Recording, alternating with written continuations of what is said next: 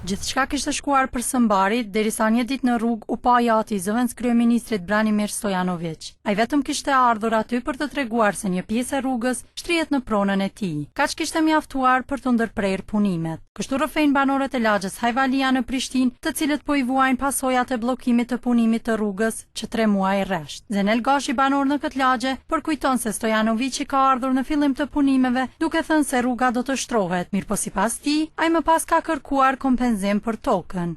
Në fillim ajo ardhet, që ai zëvendës kryeministri, ka thonë që shtrëni rrugën, edhe më shkërseni shtrëni si ma mirë, në t'jenë gjanë krejt, s'ka problem edhe në hidhen tem.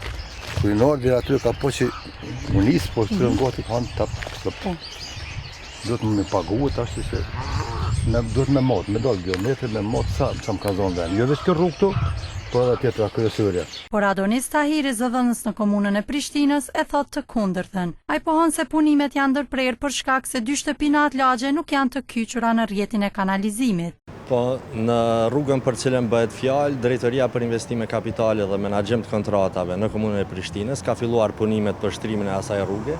Mirë po përgjatë punimeve është vërejtur se 2 nga shtëpit në atë rrugë e kanë të pamundur aktualisht qasje në rrjetin e kanalizimit dhe për këtë arsye kjo drejtori është duke dhënë maksimumin që të gjejë një zgjidhje sa më të shpejtë për këto 2 shtëpi.